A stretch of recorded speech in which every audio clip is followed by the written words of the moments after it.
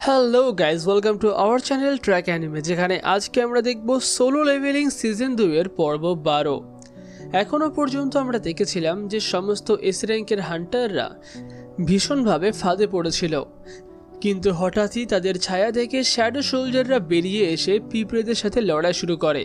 এরপর ইগ্রিস, tank, iron এসে যুদ্ধে যোগ দেয়। বেক ভাবে এরা কারা। ঠিক তখনই জিনভো সেখানে উপস্থিত হয়।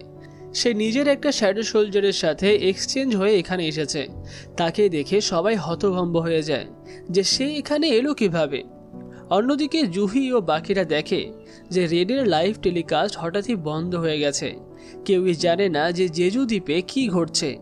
ব্রডকাস্ট চ্যানেলে মানুষের ফোনের ঢল নামে, টেলিকাস্ট কেন বন্ধ, আবার চালু করো। কিন্তু ডিরেক্টর বলে টেলিকাস্ট তো দূরের কথা, ক্যামেরাম্যানের সাথেই যোগাযোগ করা সম্ভব হচ্ছে না। তাহলে সব এস র্যাঙ্কের হান্টাররা মারা যায়নি তো? এদিকে দেখা যায় যে ক্যামেরাম্যানের ক্যামেরা নষ্ট হয়ে গেছে, সিগন্যাল পাচ্ছে না। আর এই সময় জিনভো আয়রনকে মানা রিলিজ করতে বলে, ফলে সবাই তার দিকে ছুটে আসে। ইগ্রিস এবং অন্যান্য শ্যাডো সোলজাররা পিঁপড়েদের উপর আক্রমণ চালিয়ে তাদের হত্যা শুরু করে। টাস্ক তার জাদু দিয়ে বাকি হান্টারদের রক্ষা করছিল। হান্টাররা অবাক যে এখানে কি হচ্ছে, জিনভো এলো কিভাবে। জিনভো তাদের বলে সবকিছু না হয় আমি পরে ব্যাখ্যা করব, প্রথমে চোট সারানো জরুরি। সে তার ইনভেন্টারি থেকে হিলিং পোশন বের করে সবাইকে খাওয়ায়। সবাই সুস্থ হয়ে ওঠে, কিন্তু চাহিনকে পোশন দিলেও কোনো কাজ হয় না। তার আঘাত এতটাই গুরুতর যে জিনভো তাকে বাঁচাতে পারছে না। তারে তাড়াতাড়ি চাহিনকে নিয়ে যেতে হবে, কিন্তু প্রতি মুহূর্তে হাজার হাজার পিঁপড়ে ভেতরে ঢুকছে। এদিকে গানহি আতঙ্কিত, কারণ দ্বীপের কোনো হান্টারের সাথে যোগাযোগ হচ্ছে না। আর ব্ল্যাক পিঁপড়ের আবির্ভাবের পর থেকেই লাইভ টেলিকাস্ট বন্ধ হয়ে গেছে। গানহি নিজেকে ধিক্কার দেয়, আমি যদি এত বুড়ো না হতাম আমিও যুদ্ধে যেতে পারতাম। সে প্রার্থনা করে যেন সব হান্টার নিরাপদেই থাকে। অন্যদিকে জিনা এখন রেগে যায়, টিভি সম্পূর্ণ বন্ধ হয়ে গেল কি করে। সে ঘরে চলে যায় তার মোবাইলে টেলিকাস্ট দেখতে। অন্যদিকে রেজি মানে একটা জাপানিজ হান্টার জাপানের চেয়ারম্যানকে জানায় যে গোতোর সিগন্যাল হঠাৎই কেটে গেছে, মানে ব্ল্যাক পিঁপড়ের সাথে লড়াই করার পরই তার মৃত্যু হয়েছে। চেয়ারম্যান বিশ্বাস করতে পারে না যে গোতোর মতো শক্তিশালী এস র্যাঙ্কের হান্টারও এখানে মারা গেল। অন্যদিকে গুহার ভেতরে ইগ্রিস আর আয়রন এই সময় ভালোই লড়ছে, কিন্তু সাধারণ শ্যাডো সোলজাররা সমস্যায় পড়েছে। তাই জিনভো এখন মৃত পিঁপড়েদেরও নিজের শ্যাডো আর্মিতে যোগ করতে চায়, কিন্তু এতে তার ক্ষমতা সবার কাছে প্রকাশিত হয়ে যাবে। সে তা চায় না। সে হান্টারদেরকে বলে এখানে বিপদ বেশি, আপনাদের এখান থেকে চলে যেতে হবে। টাস্ক আপনাদের পথ পরিষ্কার করে দেবে, তার পিছনে থাকুন, আর যা দেখবেন তা বাইরের কাউকে বলবেন না। জিনভো এ সময় মৃতদেহর কাছে গিয়ে অ্যারাইজ বলতেই যাচ্ছিল, কিন্তু হঠাৎই সে একটা ভয়ঙ্কর অরা অনুভব করে। কিং ফিরে এসেছে। বেক বলে পিঁপড়ে কিং ফিরেছে, মানে সে গোতোকে মেরে ফেলেছে। এদিকে পিঁপড়েদের কিং বলে বাইরে তো আমি কোনো রাজা পাইনি, তোমাদের মধ্যে কেউ কি রাজা? জিনভোর শ্যাডো কন্ট্যাক্ট গোতোর সাথে ছিন্ন হয়ে গেছে, মানে পিঁপড়ে কিং সত্যিই গোতোকে মেরে ফেলেছে। জিনভো এখন এগিয়ে যায়, আর পিঁপড়ের কিং তাকে জিজ্ঞাসা করে তুমি কি মানুষের রাজা? জিনভো বলে বাবা, পোকা হয়েও তুমি কথা বলছো? পিঁপড়ে কিং চিৎকার করে ওঠে। আর এই সময় হঠাৎই ক্যামেরাম্যানের সিগন্যাল ফিরে আসে, আর ডিরেক্টর সঙ্গে সঙ্গে লাইভ টেলিকাস্ট চালু করতে বলেন। জুনিয়র বলে এখন লাইভ করলে কোনো ডিলেই থাকবে না, যদি দ্বীপে খারাপ কিছু হয় এডিটও করা যাবে না। ডিরেক্টর বলে লোকেরা ইতিমধ্যেই রেগে আছে, এর থেকে খারাপ কী বা হতে পারে, আমাদের আর কোনো যায় আসে না।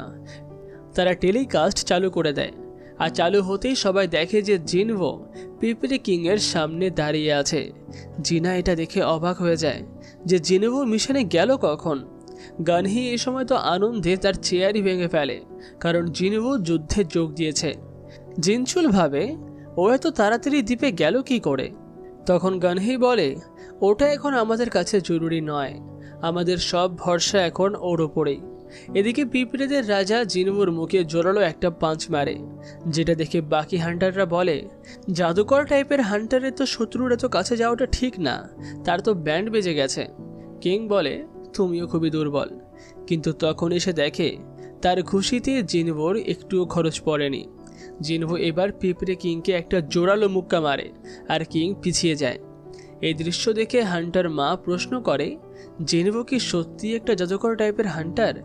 বেক বলে, আমিও জানতাম না যে সে এত শক্তিশালী।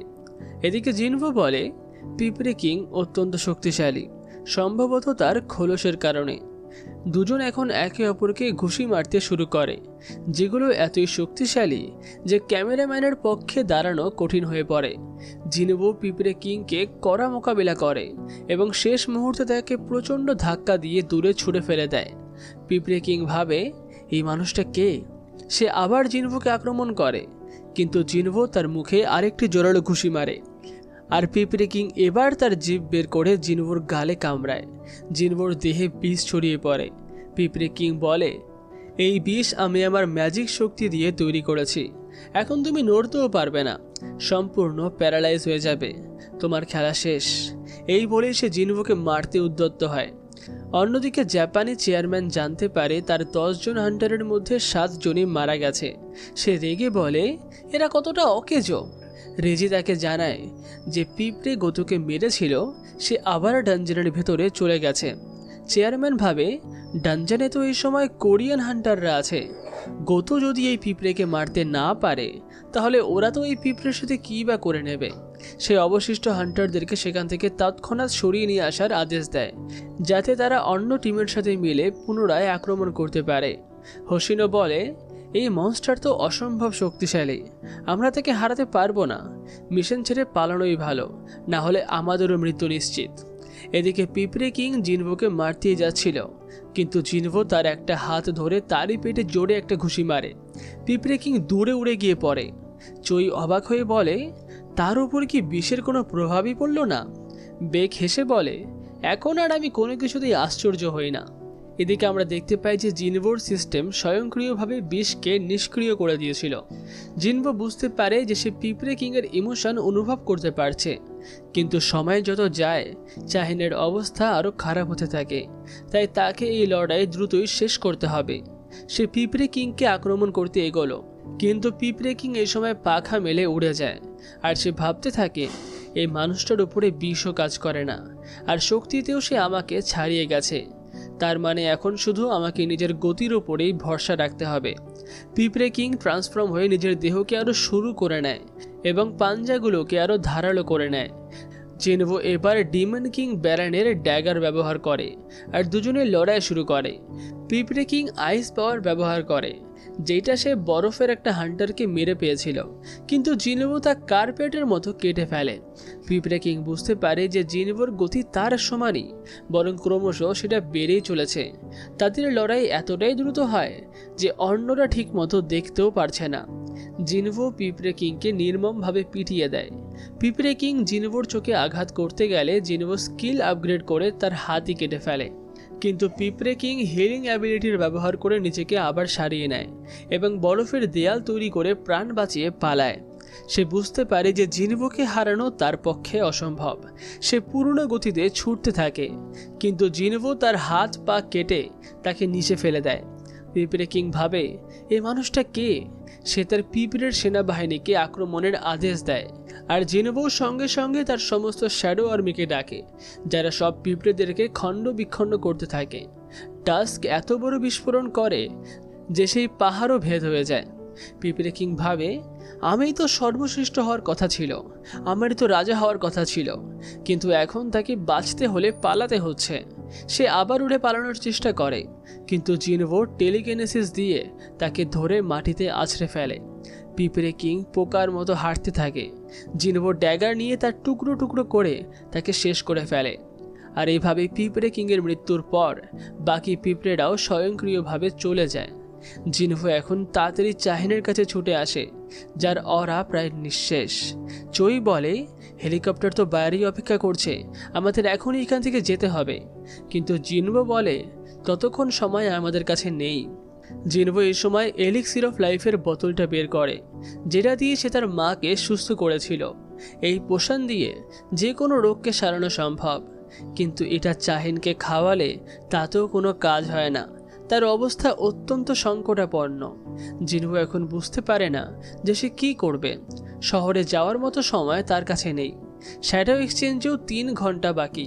আর এমন সময়ই তার মাথায় একটা আইডিয়া আসে, কিন্তু সেই আইডিয়া দিয়ে জিনবো চাহিনকে বাঁচাতে পারবে কিনা সেটা আমরা জানতে পারবো পরবর্তী পর্বে, যেটা দেখার জন্য চ্যানেলটাকে সাবস্ক্রাইব কিন্তু অবশ্যই করে রাখবেন। আর ভিডিওটি ভালো লেগে থাকলে ভিডিওটিতে লাইক, কমেন্ট, শেয়ার করতে তো একদম ভুলবেন না। তাহলে দেখা হচ্ছে পরবর্তী পর্বে।